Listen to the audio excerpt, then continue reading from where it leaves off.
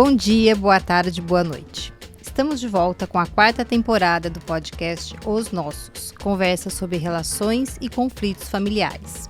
Eu sou a Dora, fundadora do app Os Nossos, estou aqui com a Luciana e com a Renata, sejam muito bem-vindas. Oi. Nessa 4ª temporada. Estamos gravando aqui no Espaço Compasso Colab. Essa 4ª temporada é sobre temas recorrentes em direito de família. Sabe aqueles campeões de audiência? Hoje a gente vai falar sobre divórcio, que é um tema que a gente já falou en passant em outros episódios, mas não tínhamos dedicado um episódio para esse tema específico. A gente vai falar um pouco da história do divórcio e alguns aspectos práticos também. É importante dizer que esse podcast não dá orientação jurídica para o seu caso. A gente fala em termos gerais. Então, se você tem uma questão com esse tema, procure um advogado. Boa tarde, Luciana e Renata, tudo bem? Procure um advogado o ano que vem. A gente estava falando exatamente isso, terminando o ano. Nós estamos em novembro, para quem for escutar esse videocast depois. Vai escutar em dezembro, liga para o advogado em janeiro, tá bom? Não, janeiro, fevereiro, né? Porque é o que acontece, Dora, é assim, me corrija se eu estiver errada, Não. As questões de família, as pessoas, elas às vezes não conseguem fazer nada até Novembro. Aí em novembro elas acordam e falam assim, eu não resolvi nada. Eu quero começar o ano de vida nova. Fofa, não. Não resolveu até agora, não vamos resolver. Ou nem começar. Já não é para esse ano, né? Não, eu resolver coisas que estão em andamento, tudo bem. Mas querer resolver agora, não dá mais. Muito bom. Então vamos começar falando um pouquinho da história do divórcio, né? A lei é de 1977. Tem uma decisão que saiu há um tempo atrás, acabando com a separação, que era uma etapa prévia ao divórcio. Então eu queria que vocês contassem um pouco como era e como ficou agora as etapas para alguém se divorciar. Etapas. Quer que eu fale? Sim. Bom, é o seguinte, antes não existia, né, divórcio, nem separação, e as pessoas eram desquitadas. E era um horror essa história do tipo, é desquitada. Por quê? Porque, na verdade, a instituição casamento, eu nem sei, eu tô falando de chutômetro, tá? Era uma coisa bem religiosa, né? As pessoas, né, se casam até que a morte os separe. E essa era a regra. Então, uma pessoa que, inclusive, se desquitar, divorciar, enfim, não pode casar novamente na igreja. Na igreja católica, Sim. eu acho que é assim, né? Na religião judaica tem o divórcio, Sim. efetivamente. Mas, enfim, então não vamos falar sobre isso. Então, as pessoas eram desquitadas. Aí, a lei do divórcio, que é de 77, ela ficou um tempão. Eu era muito pequena, a Renata nem nascida era. Eu era bem pequena.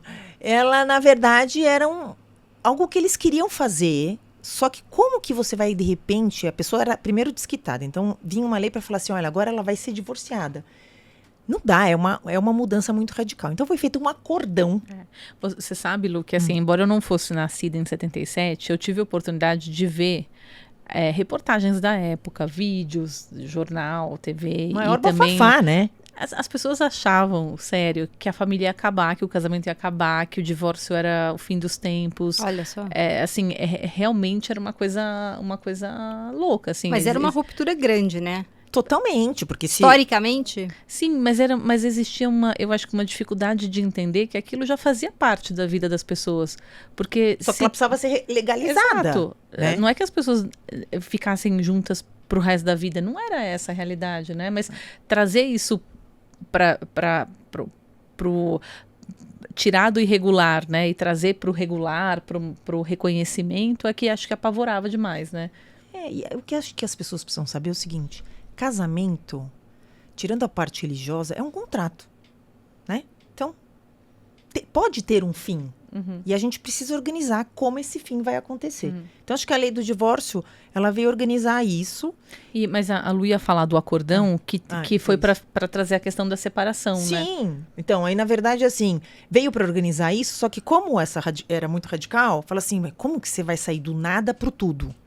Então, foi feito um acordo para você colocar essa separação judicial. Como uma etapa. É uma etapa. Então, assim, as pessoas iam... Primeiro, elas se separavam. E aí depois tinha um lapso temporal que foi mudando, né? Para aí assim elas poderem se divorciar. Então, o que acontece era como se fosse assim, uma chancha, sabe? Vamos dar uma chance para a pessoa né? se arrepender, porque se ela se arrependesse, era uma delicinha. Você apresentava uma petição e falava assim, olha, é uma petição de reconciliação.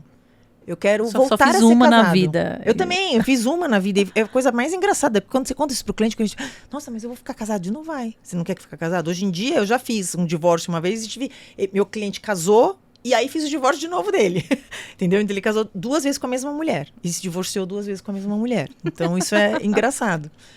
Mas enfim, então a separação era assim um período de experiência que a pessoa teria para ver se ela queria se divorciar mesmo. Só que aconteceu o seguinte, as pessoas se divorciavam e esqueciam de se... Minto. As pessoas se separavam e esqueciam de se divorciar.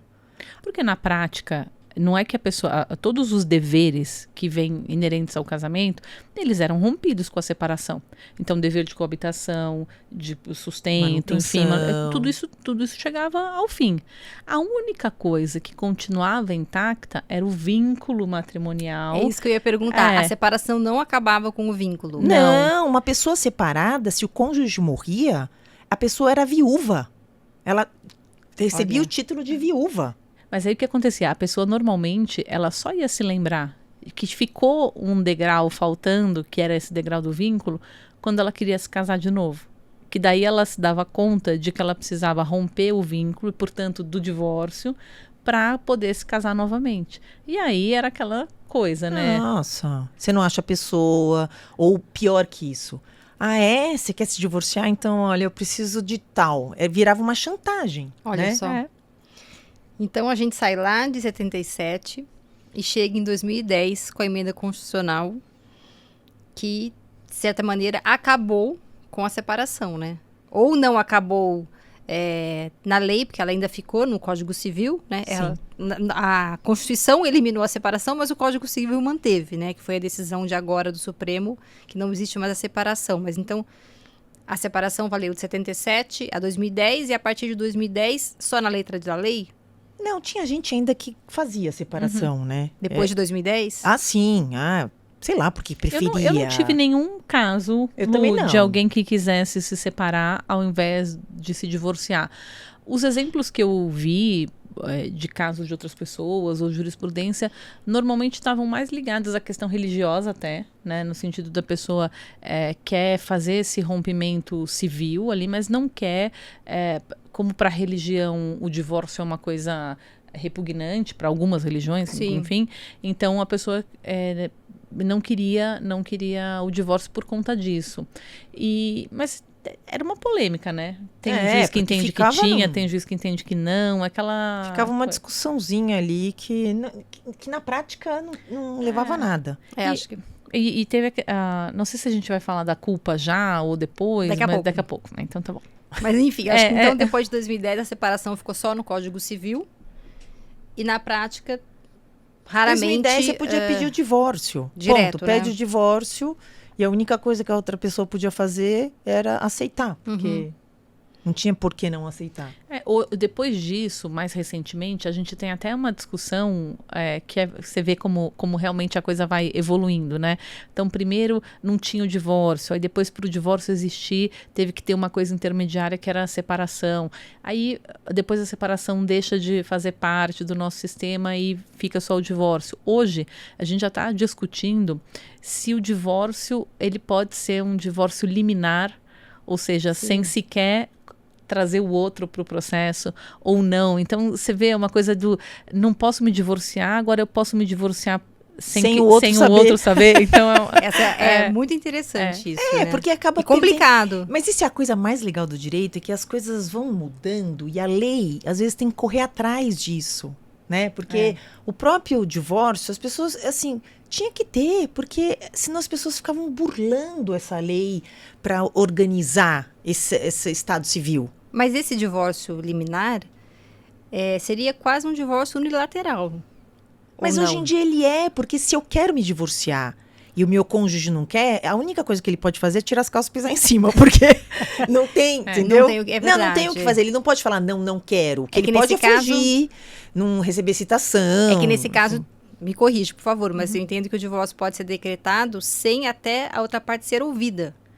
Eu tive um caso No divórcio que foi liminar, assim, não é?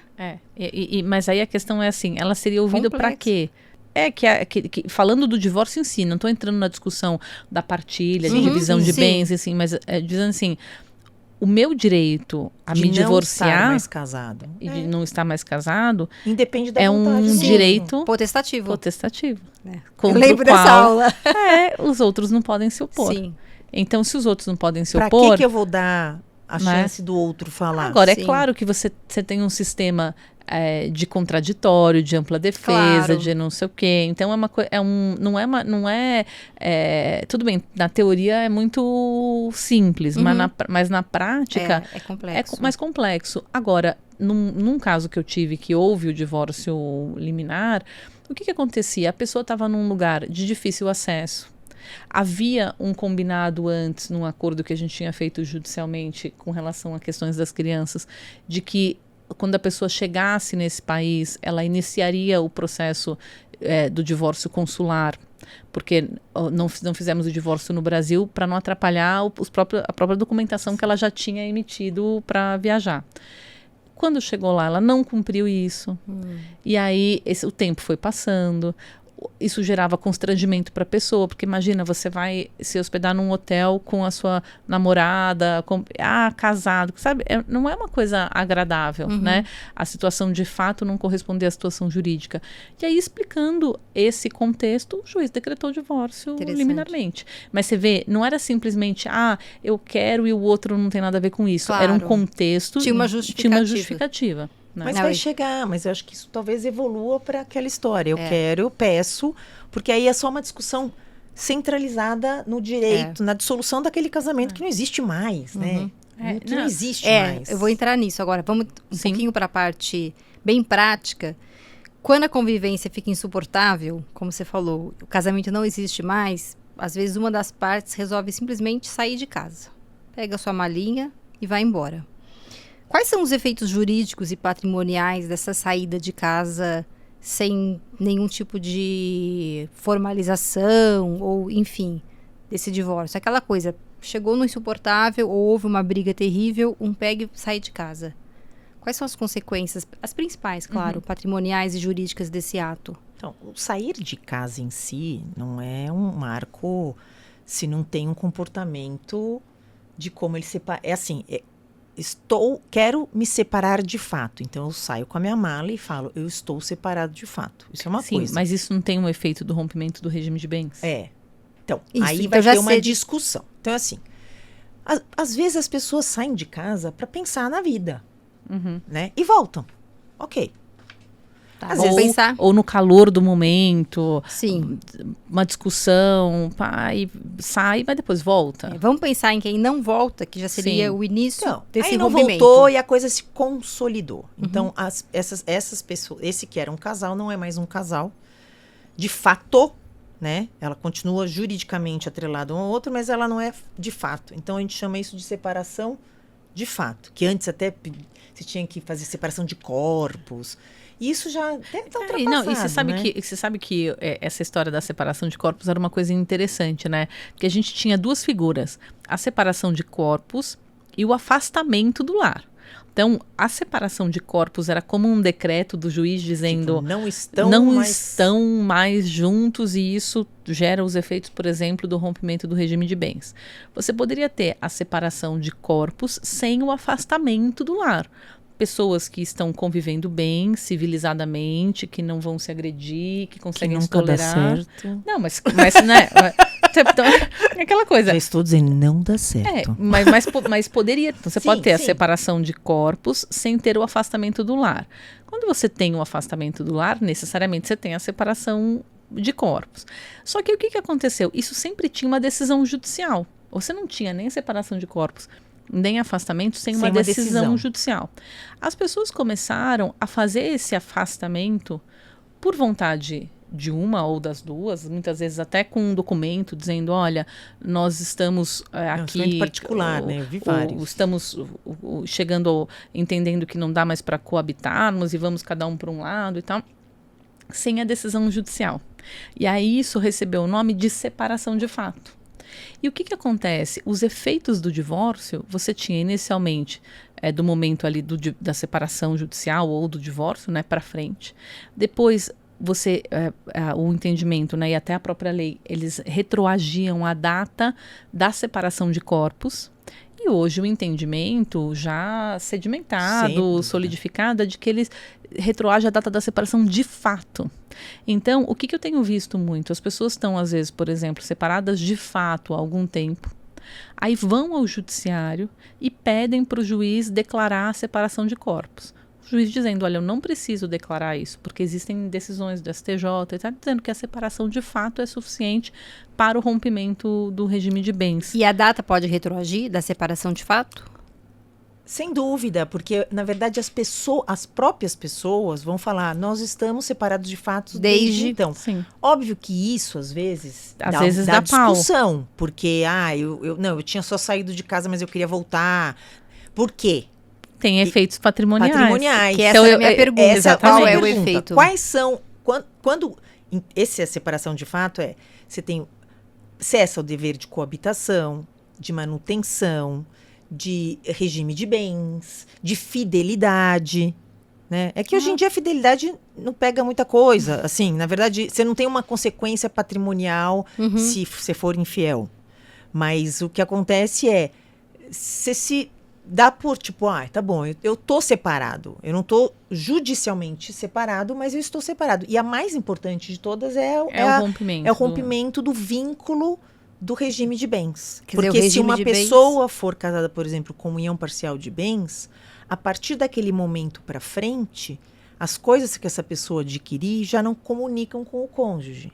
Entendeu? Então, um exemplo simples, né? Se você pegar a grande parte da população assalariada, casada num regime de comunhão parcial de bens. Então, o dinheiro que ele ganhou até o dia da separação de fato entra no bolo comum. O dinheiro que ele ganhou dali para frente é só de um ou só do outro. Ele comprou uma casa, por exemplo. Eu vou precisar olhar qual foi o dinheiro que ele usou. Ele usou um dinheiro novo que ele ganhou depois, ele usou um dinheiro antigo que já tinha. É isso que vai marcar e definir. Agora, temas que dão complicação nessa história. Recebimento de bônus, coisas que você fez... Que só perpetuou. Né? E assim, nesse período, né? Nesse período. Então, a pessoa recebeu um bônus do trabalho depois da separação de fato. Tá, mas ele é um bônus relativo ao período anterior? Não. Então, essas coisas geram problemas. Pegando a carona na sua dica, não faça nada no final do ano, é época de bônus, inclusive, né? Então, não é hora pode de haver se uma divorciar, discussão, separar, se sair de casa agora, se o bônus que costuma entrar em janeiro, fevereiro, vai ser partilhado ou não. E, por exemplo, é um bônus do ano de 2023. O período então, você vai ter uma proporção ali. Então... Não, e eu acho que o que mais complicômetro que eu escuto lá no escritório é o seguinte, e abandono de lar? Gente, abandono de lar não é o físico, né? Mas o cuidado com os filhos, tanto físico como econômico e emocional. Então, isso que caracteriza o abandono de lar. E a pessoa que some, não telefona mais, alguma coisa assim? Tem. Tem gente que vai comprar cigarro e não volta, né? E aí, nesse ponto, Lu, a gente tem até aquele... Não tem um usucapião específico? Tem. Que é uma questão que eu também nunca vi aplicar nas minhas situações concretas, mas você tem isso, a pessoa saiu, nunca mais voltou. Eu fiz uma ação, foi super legal. Né? E conta um pouquinho disso, que esse é um efeito interessante. Desculpa, o usucapião da casa? Por exemplo, olha só, a pessoa ficou, no meu caso era até assim, uma pessoa que tinha a posse de um imóvel, o marido foi embora durante 20 anos, nunca mais voltou. E depois, quando ele voltou 20 anos, ele falou, não, esse imóvel é meu. Ela falou, não. Como é seu? Eu paguei IPTU e condomínio o tempo inteiro. Criei todos os nossos filhos, você quer? E a gente ganhou. E ela virou proprietária por usucapião. Muito bom. Muito legal. Então, entrando aí na partilha de bens, algumas pessoas fazem a partilha posterior ao divórcio, né? Quer dizer, rompem o vínculo, mas não partilham no primeiro momento, deixam para depois, por N razões que não vêm ao caso. Eu queria saber qual é a visão de vocês sobre isso, né? Porque elas continuam provavelmente condôminas de alguns bens. O que vocês acham dessa situação em que se rompe o vínculo, mas o patrimônio ainda é comum e se espera para fazer depois, por alguma razão? Então, mas eu vou falar o seguinte, eu particularmente gosto de resolver, né? Você está divorciando, você organiza, você não quer ser condômino com a outra pessoa, você não quer... O vínculo precisa acabar por completo, mas muitas vezes, né? Muitas vezes a gente não consegue, por N razões. Ou complexidade do patrimônio, ou a indivisibilidade do patrimônio. Então, eu acho que a questão é assim, são coisas departamentadas, né? E são coisas que dá pra gente resolver. Então, por que não resolver o divórcio e cuidar da partilha posterior? Às vezes, e dependendo com quem, né, você está negociando, enfim, é até salutar. Tem outras vezes que não, porque o vínculo, inclusive, ajuda a resolver a partilha de uma forma mais rápida. Então, é uma questão muito pontual. Mas você faz muitos casos disso? Muito. O quê? De fazer a partilha depois? É. Muitos. Ah, eu achei que era exceção. Não, você não tem? Eu tenho muitos. Tenho muito pouco. Você tem muito pouco? Não, eu tenho muitos, porque assim, na verdade, inclusive quando você está no litígio, né? Quando está no litígio, o que acontece é isso. Você faz o divórcio e fala, bom, vamos resolver, porque a partilha é tão complexa. Quando a questão está litigiosa, cada assunto tem o seu quadradinho, tem a sua ação. Então, às vezes você consegue fazer um acordo num aspecto, por exemplo, alimentos, guarda convivência. O divórcio, os juízes cada vez mais têm usado a ferramenta da sentença parcial, Sim. que eles... gente, não tem por que manter as pessoas realmente vinculadas, né? Então, eles decretam o divórcio ali numa sentença e segue o processo a partilha segue adiante. Mas é que para mim é engraçado, né? Quando a Dora fala de fazer a partilha depois, eu não pensei nesses casos que estão judicializados, porque de uma forma ou de outra, para mim, isso já é o assunto, ele está mapeado de algum jeito. Vem mais para no meu raciocínio a pessoa que assim se divorcia e deixa para resolver depois a questão da partilha, que eu acho complicado, porque assim, primeira coisa, sempre falo, a sua vida, de fato, quem você é, o que é seu, o que você faz, o que você não faz, ela precisa ser o mais próximo possível da sua vida jurídica. Sem dúvida. Então é assim, você vive junto com alguém? O que é isso? É um namoro? É uma união estável? Vamos organizar, porque depois essa bagunça acaba dando pano para manga. O patrimônio que está com você é seu? Não, é da minha esposa, que eu nunca... É meu junto com a minha esposa, ou com o meu marido, não partilhei e tal. A tendência é que isso dê problema em algum momento. Por quê? É improvável que tudo esteja sendo administrado e gerido pelos dois o tempo inteiro. É muito provável que haja um problema de gestão ao longo do tempo. Mas você investiu aonde? Aplicou aonde? Usou para quê? Como é que foi? Como é que não foi? Então, acho que quanto antes organizar a partilha, melhor. Ainda que seja para alguma coisa ficar em condomínio. Condomínio, sim. Mas é um condomínio regulamentado. Cada um tem seus deveres, suas obrigações, seus direitos sobre aquele patrimônio. Agora, deixar no vai da valsa, e normalmente isso acontece, acho que é mais comum com casais mais antigos, velhos, isso. em que uma das pessoas não tem muito traquejo para gerir o patrimônio, prefere que o outro faça isso e fica recebendo de tempos em tempos lá a sua renda. Só que a confiança muitas vezes já não é a mesma. Então, não é uma coisa muito salutar, né, Lu? Não, por isso que eu falei, eu gosto de resolver tudo, mas às vezes não dá. E aí, quando não dá, você tem a possibilidade. Então, as pessoas precisam saber que existe essa possibilidade. Então, se tiver uma sentença parcial, adoro o processo. Na verdade, vai ser porque o juiz decidiu que o divórcio vai ser anterior à partilha. Sim, chama sentença parcial de mérito. É bem comum. E aí, cabe a ele quis que saísse o divórcio e a partilha fosse posterior. Não, na verdade, o processo acaba indo para esse lado, porque é o seguinte...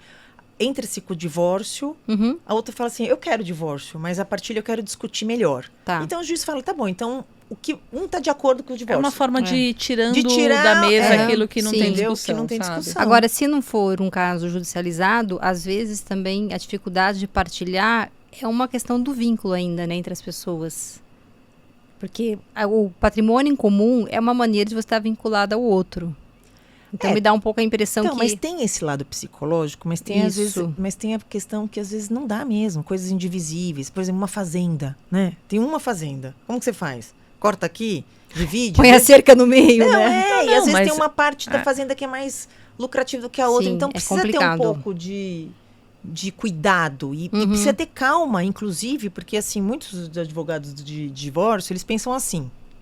Só que existe um reflexo patrimonial e tributário imenso. Às vezes tem que cuidar dessa parte tributária para fazer uma boa partilha. Não é só, tipo, cortar no meio, né? Sim, agora o segredo disso tudo que a gente está falando para funcionar é assim, combinados e transparentes. Porque tudo bem, a gente tem Comunicação. uma fazenda que tem área produtiva, área de reserva, não sei o quê, tá bom, tudo bem.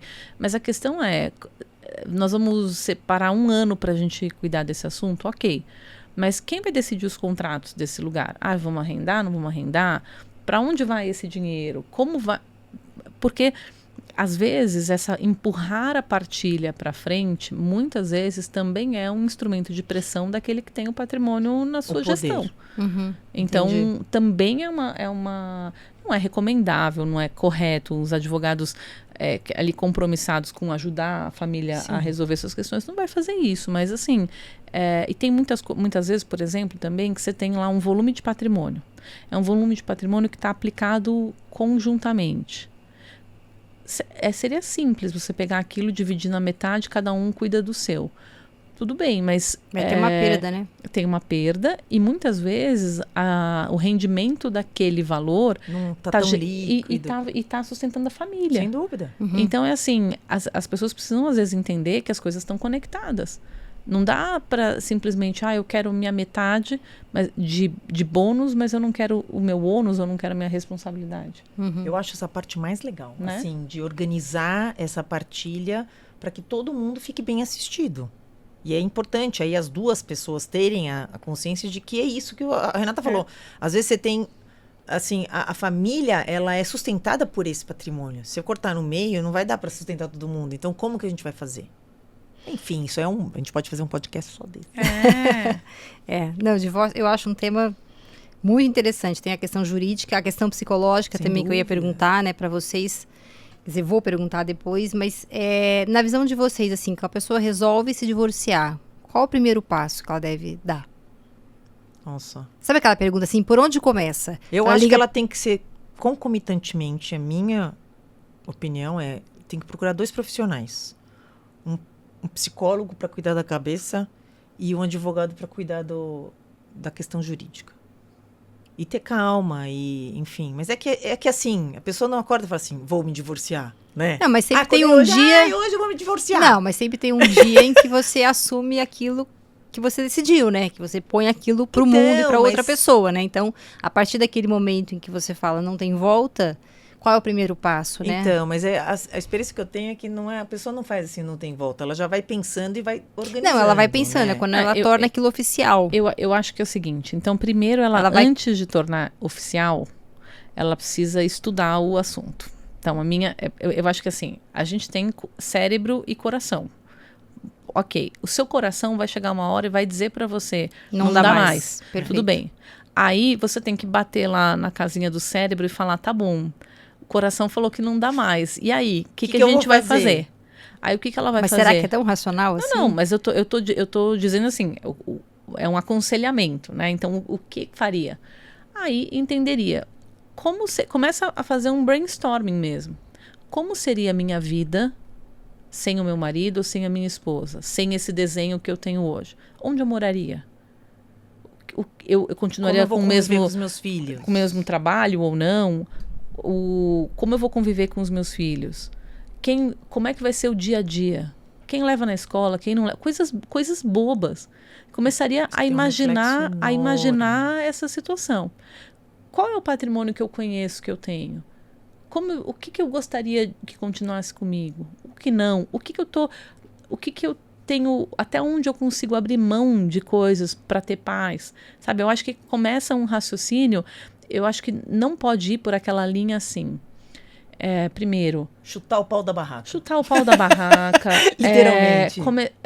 É aquela coisa assim, de se lamentar por estar naquela situação Sim. e atribuir para o outro a responsabilidade. Mas é muito comum, né? É muito comum. Sim. E aí o que acontece? Quando você atribui para o outro a responsabilidade, você não olha a sua contribuição para a situação chegar naquele ponto e você começa a criar expectativas que são além da realidade.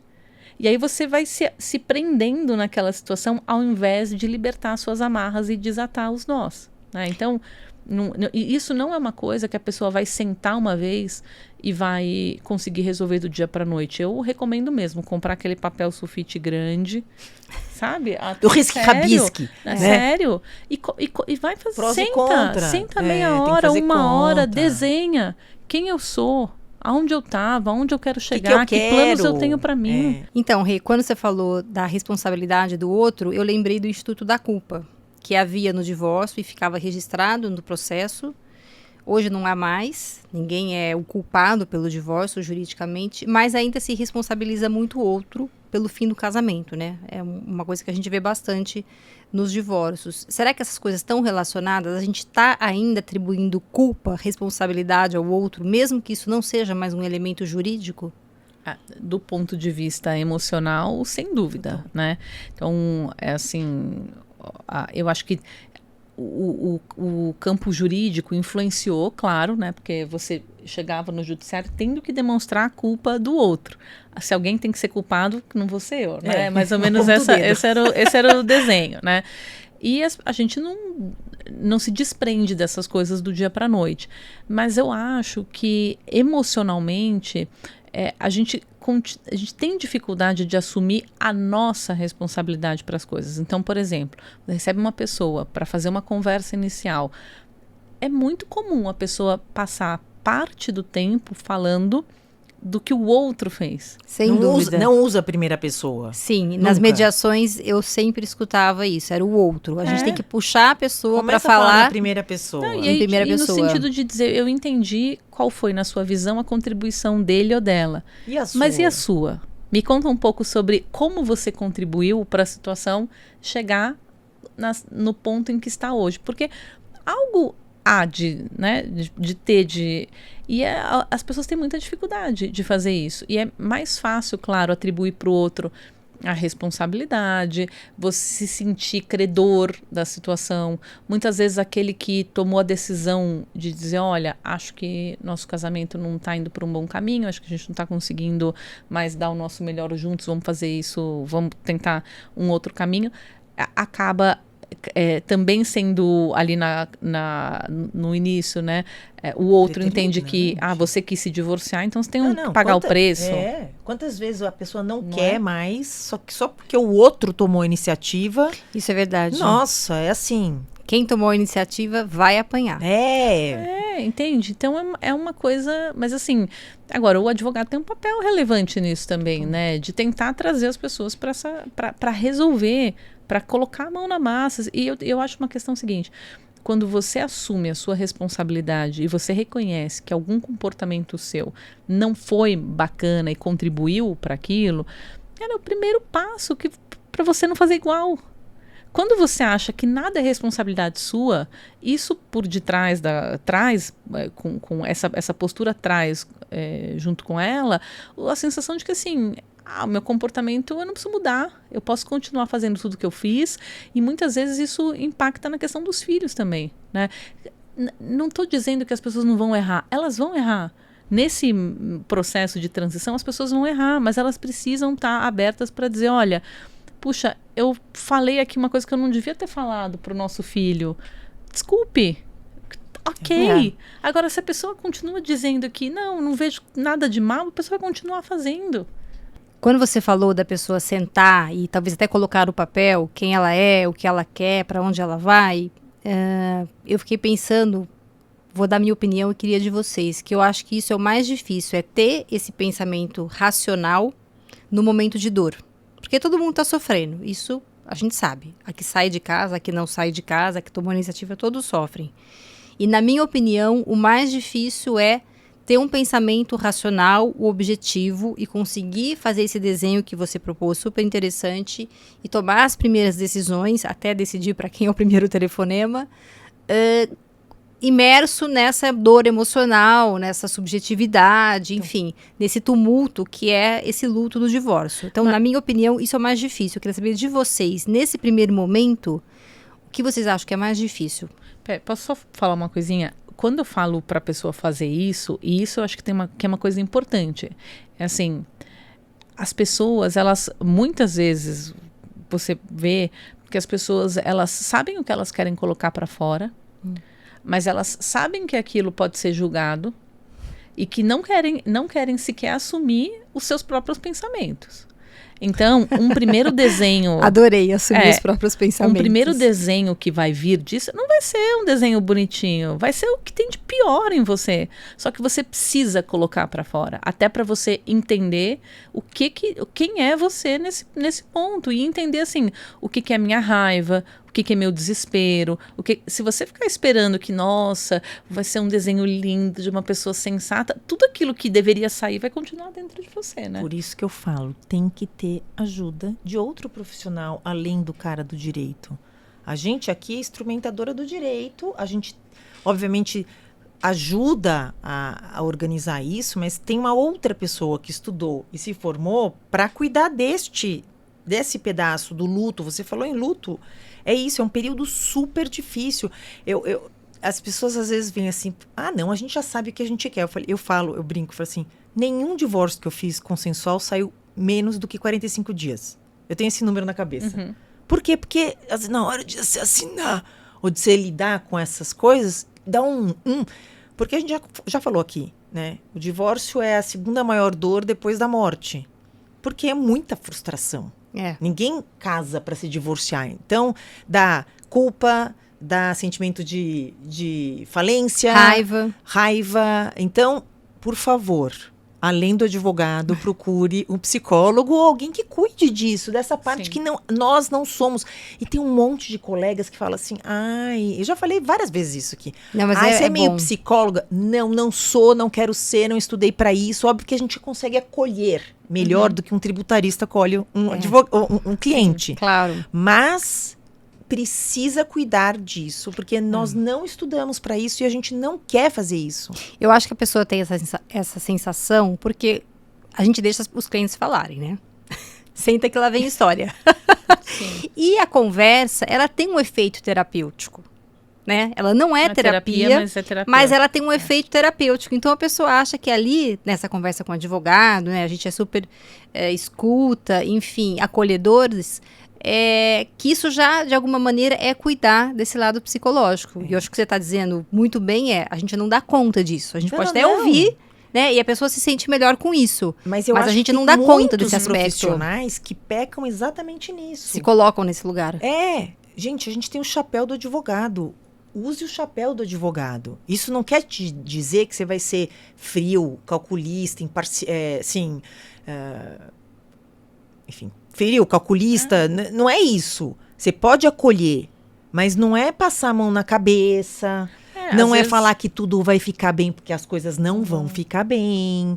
E eu acho que a culpa dos advogados é isso. Fala assim, não, eu cuido, não precisa. Precisa. Cada um tem a sua profissão.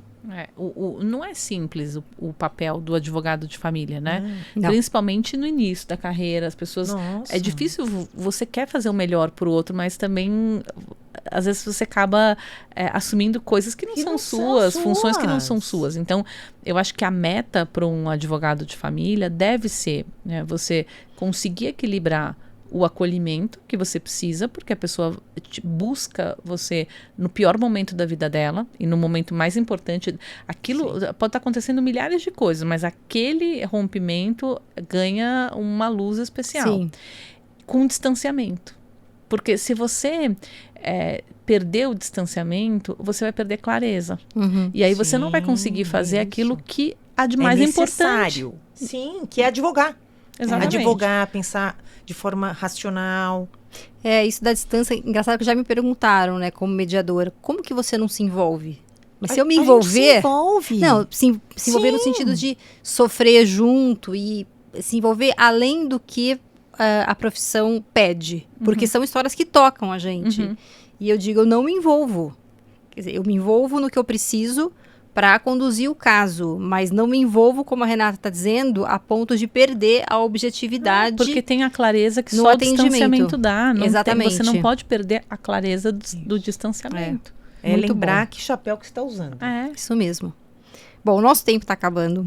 Peraí, posso só falar uma coisa antes, Claro. que eu acho que é interessante também para pensar, que é o seguinte, no passado, as pessoas precisavam, era exigido uma audiência para decreto do divórcio, né? Sim. Não, você tinha que passar ainda pelo promotor. Então era Olha que beleza. existia um cerimonial É. do momento do divórcio que hoje não existe mais. Então hoje você colhe a assinatura no acordo, homologa, faz Entra com o protocolo eletrônico. leva lá no protocolo Pode ser até eletrônico o expressinho, e tal. né? Ainda existe o expressinho? Para homologar rapidamente quando tem acordo?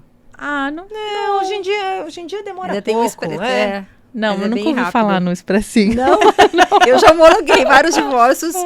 Acordo, Não, né? é. Sem partilha. Coisas muito Você tinha simples. tem o Sejus que mais... Por isso que inventaram Tinha a história do divórcio extrajudicial. Tinha um porque- guichê do expressinho.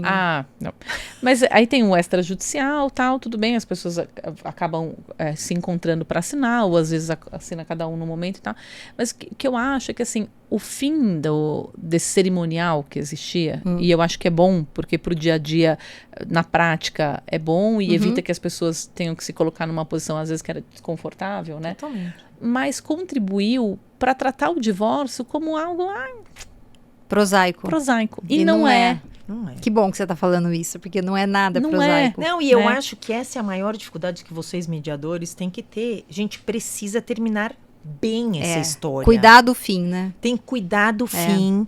E esse negócio que você falava, eu sempre levava, porque antes como que era? Você distribuía, mesmo com você só, você distribuía, aí você ia no promotor com as suas cópias originais, passava no promotor, ele ia muitas vezes, no começo até o promotor perguntava, chamava as partes, depois eles começaram do tipo só de acordo, Visto aí e você ia pronto. pro juiz, o juiz chamava as partes, fazia perguntas, e a coisa, acho que a coisa foi andando, como a gente falou, a prática foi tirando isso, porque Não tem mais ritual. não tinha mais ritual, mas eu sempre levava um chocolate na bolsa, porque, ou às vezes mais do que um chocolate, porque sempre alguém precisava de um açúcarzinho, porque É muito a difícil. hora que assina ali na frente do juiz, assinava, né? E aí a hora que Concretiza.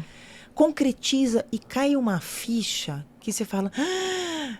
Por isso Agora que eu dava foi. o chocolate. Mas isso Muito que a bom. Renata falou é muito interessante. Porque antes tinha um ritual. Hoje em dia é meio banalizado, entre aspas. Mas aí, mais uma razão para nós, advogados, a gente tem um papel importante. Não é qualquer um que faz divórcio, mesmo consensual. Sim. A gente tem um papel de acolher, de fazer a pessoa passar por todas as decisões, refletir pelas coisas do que ela está abrindo mão ou do que ela não está abrindo mão. Então, eu gosto da sua fala, que você sempre fala, precisa terminar bem, né? Cuidar do final. Cuidar do final, porque a tendência de quem não cuida desse final é desastroso. Assim, ficam coisas não resolvidas. Não conversadas. Não conversadas. E, sobretudo, se você tem crianças, adolescentes envolvidos. Porque se é um casamento que, vamos considerar, Sem filhos. sem filhos e cujo patrimônio foi dividido, tudo bem, claro que cuidar do fim vai ser importante para você. Mas se você opta não cuidar, as consequências disso são suas, concorda? Sim. Você está assumindo os efeitos disso para você. Agora, quando você tem crianças, adolescentes, filhos comuns, esse é um vínculo indissolúvel, né? Então, vocês vão ser avós dos mesmos netos, vão frequentar as mesmas festas, as mesmas cerimônias, família, formaturas, etc. Então, assim, ainda que você ache que não precise, faça isso por quem vem depois de você, né? É isso mesmo. Hoje a gente optou por não falar muito dos filhos, né? Falar mais do casal, mas a gente tem um outro episódio já gravado lá no Spotify, tá? Coparentalidade pós-divórcio. Vão lá para ouvir, que naquele a gente se dedicou Exato. muito aos filhos e ao papel dos pais depois do divórcio, né? Que é Exato. quando continua a parentalidade, mesmo com o fim da conjugalidade. Eu vou pegar um gancho que aí, por tudo isso que a gente falou, a culpa que era juridicamente necessária para provar o fim do casamento, ela perdeu importância. Sim. Porque os porquês, né? Pouco importa, todo mundo vai ter os porquês, uma lista muito maior do que só o risca-rabisca. Mas é pra quê que a gente vai fazer tudo isso? Então a culpa, ela né, Lu? perdeu. Como? Perdeu. Então não precisa mais da culpa que vocês tinham falado. Eu acho que juridicamente o porquê saiu e só fica o como, que é como se vai viabilizar aquele fim. Mas entre as pessoas ainda é importante passar pelo porquê em algum momento. Sim, e tem muita gente que fica só no porquê. E acho que nosso papel é organizar para não ficar só no porquê. Só Aí nisso. o porquê vai tratar na psicólogo, entendeu? Não Entendi. com o advogado. É isso aí. Muito bom. Antes da gente encerrar, quero agradecer a Luciana e a Renata por esse papo incrível e pedir sempre aquela mensagem, dica final, para quem está pensando em se divorciar, ainda não falou com o outro, com a outra, tá com aquilo dentro da cabeça. Nossa. Qual dica que vocês dão para quem tá com isso? Olha, ouviu esse episódio, agora tá com a pulga atrás da orelha, assim, por onde eu começo? A minha dica, ela é pouco jurídica e mais prática. Eu acho que é o seguinte, a primeira coisa que a pessoa deve fazer é parar, refletir, no sentido de dizer o seguinte, eu já fiz tudo que eu podia, sem pensar no outro. Tenho que resgatar. Porque o outro não sei o que, não sei o que. Não, assim, você não é responsável pela atitude do outro. Você é responsável pela sua atitude. Partindo disso, você já fez tudo o que você podia para impactar positivamente esse sistema que é o casamento? Se sim, puxa, então você parte para um outro lugar.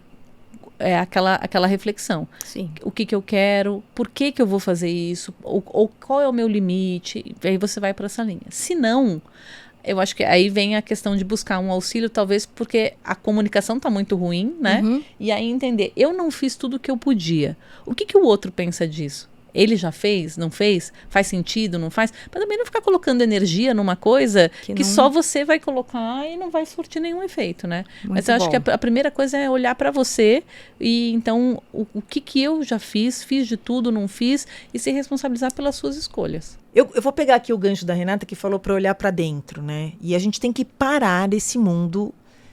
Nós estamos numa era muito tecnológica, de exposição exagerada das pessoas. Então tem as pessoas altas, magras, lindas, com a pele incrível, o cabelo não fica grisalho, Exato. né? Com frizz, né? Não, tá tudo ótimo. E, gente, não. Os casamentos são difícil para todo mundo. Conviver com o outro é difícil. Sim.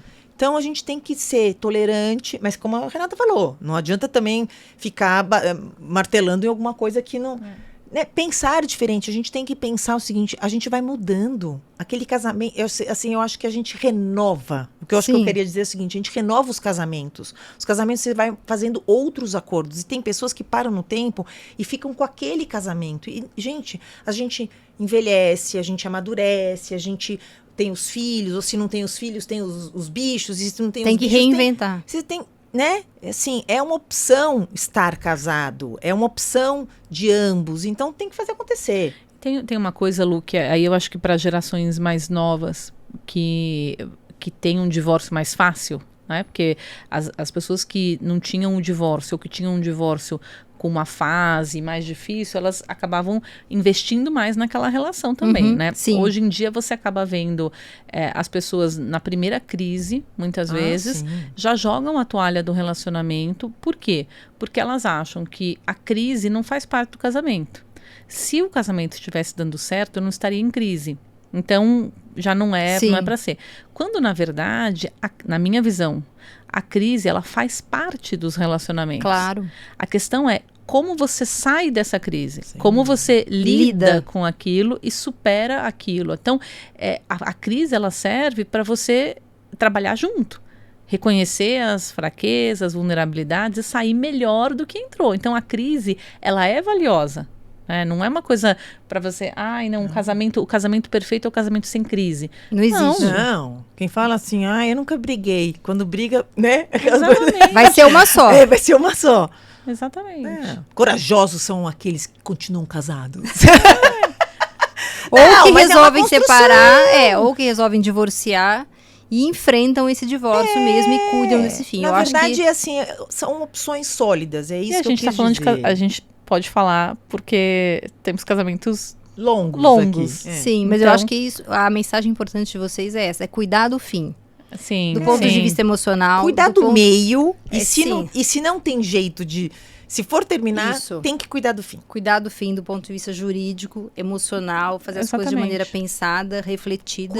E procurar ajuda. Cuidar dos nossos, né? Os filhos. Dos filhos. Não tenta dar conta, porque... E aí vai o nosso aplicativo. Porque se deu fim, tem essa relação continuada, a gente tem que cuidar bem do que foi construído nessa história. E tem que ser bom.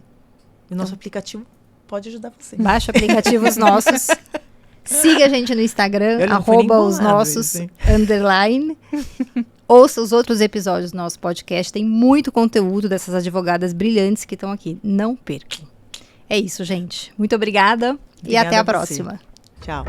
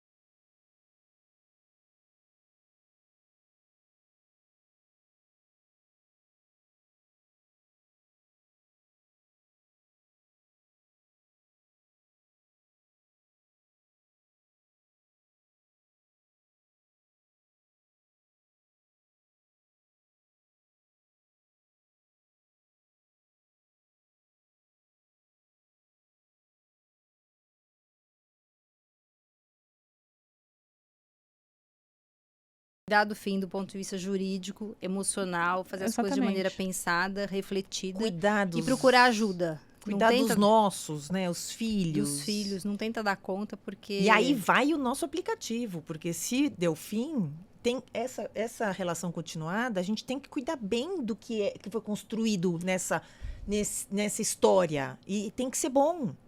E o nosso aplicativo pode ajudar você. Baixa aplicativos nossos. Siga a gente no Instagram, @osnossos_. Ouça os outros episódios do nosso podcast. Tem muito conteúdo dessas advogadas brilhantes que estão aqui. Não percam. É isso, gente. Muito obrigada e até a próxima. Tchau. Acho que foi ótimo. Eu bati algumas vezes aqui no microfone, né? Acho que foi bem espontâneo.